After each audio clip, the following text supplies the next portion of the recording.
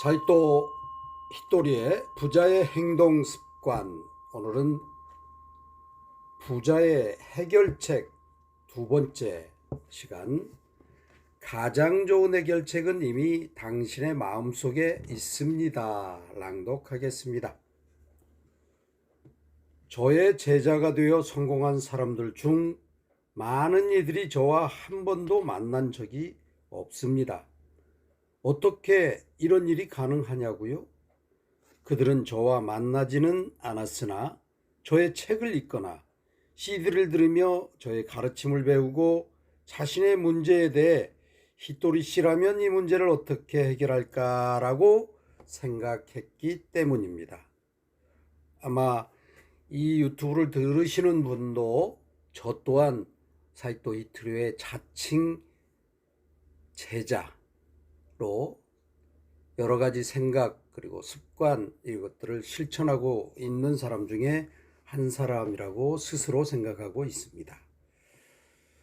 그러다 보면 저의 가르침 중 자신이 할 수 있는 일을 찾게 되고 좋은 생각이나 아이디어를 떠올리게 됩니다. 반면 저와 맞는 사람은 제가 직접적으로 문제 해결책을 묻습니다. 하지만 그 해결책은 제게는 가능하지만 그 사람에게는 불가능한 것일지도 모릅니다. 가령 제가 체조 선수라면 간단히 공중 3회전 시범을 보일 수 있을지도 모릅니다. 하지만 공중제비밖에 못하는 사람 앞에서 공중 3회전을 시범 보인다 한들 놀라게 할 수는 있어도 똑같이 따라하게 만들 수는 없습니다. 이처럼 제가 아무리 근사한 해결책을 제시해봤자 상대에게도 그 방법이 가능하리라고 단언할 수는 없습니다. 그러니 어떤 문제가 발생했을 때 히토리 씨에게 물어보자라고 생각하면 안 됩니다. 오히려 히토리 씨라면 어떻게 할까라고 스스로 궁리해 볼 때 자기가 할 수 있는 범위 내에서 자신에게 걸맞는 아이디어가 나오게 됩니다. 고민하는 사람이 실행할 수 없을 것 같은 조언은 제 아무리 근사한 내용이라도 도움이 되지 않습니다.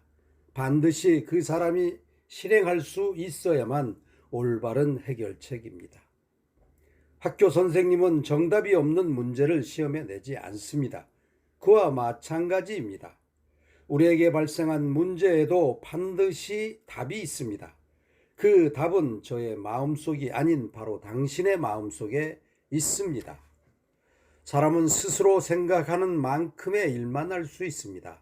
또한 스스로 하나의 문제를 해결하면 한 뼘 더 성장하게 되고 한 단계 위의 문제를 풀 수 있게 됩니다. 당신에게 주어진 문제에 가장 좋은 해결책을 가진 사람은 바로 당신입니다. 그리고 당신에게 주어진 문제는 반드시 당신이 해결할 수 있는 범위 내에서만 나옵니다. 결과보다 답을 이끌어내는 과정이 중요합니다. 앞에서 어떤 문제가 발생했을 때 히토리 씨라면 어떻게 해결할까라고 생각하면 저의 사고방식을 참고하면서도 본인이 할 수 있는 범위 내에서 해결책을 찾게 되므로 그 사람에게 가장 좋은 해답이 나오게 된다고 말했습니다.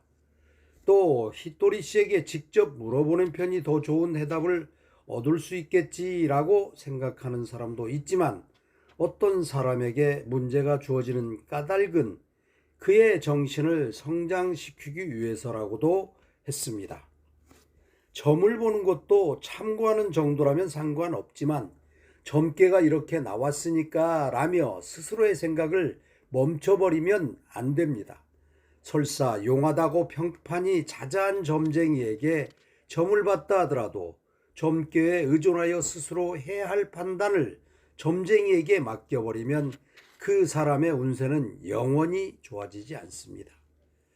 우리는 이 세상의 문제를 껴안고 고민하며 그에 휘둘리기 위해 태어난 것이 아닙니다. 각자의 문제를 해결하기 위해 태어났습니다. 다시 말해 우리는 자신의 문제를 스스로 해결함으로써 정신을 성장시키기 위해 이 세상에 태어났습니다. 그러니 신은 오직 당신이 해결할 수 있는 문제만 냅니다. 가끔은 이런 어려운 문제는 못 풀겠어 라고 말하고 싶은 경우도 있겠지요.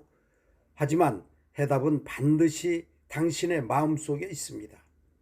그 해답을 이끌어내는 과정은 정신의 성장으로도 이어집니다. 그러니 답이 옳은지 그른지보다 그 답을 이끌어내는 과정이 중요합니다.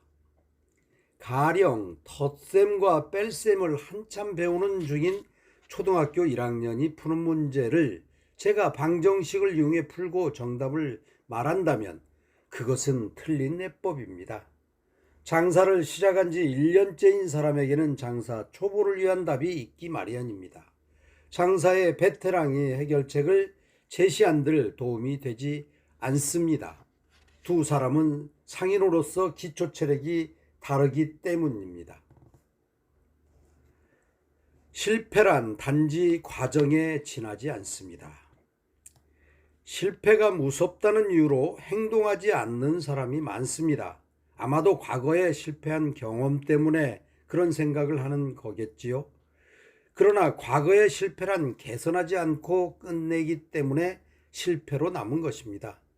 그 실패로부터 무언가 배우고 잘 풀리지 않았던 부분을 개선해서 행동하고 또다시 개선해서 행동하면 반드시 성공하게 됩니다. 실패란 단지 과정에 지나지 않습니다. 잘 되지 못한 체험을 했을 뿐입니다. 성공이란 실패의 반대말이 아닙니다. 실패로부터 배우고 성장한 끝에 성공이 있습니다.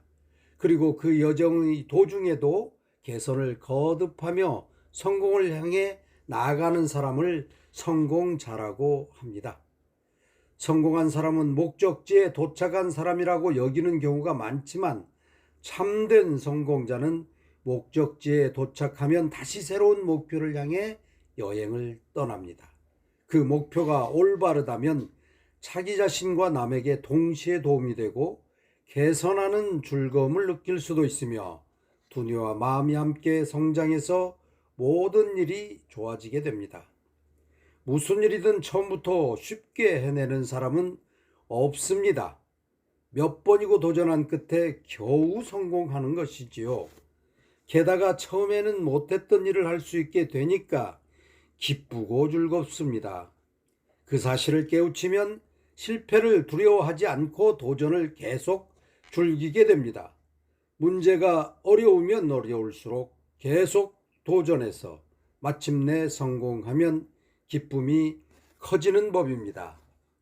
지금 이 낭송을 들으실 때 저는 대구에 2박 3일 출장을 지금 하고 있습니다. 집에서 낭독하고 대구에서 보내드리는 것이지요. 여러분들에게 행운의 네잎클로바를 이 영상을 통해서 여러분들에게 보내드립니다. 감사합니다.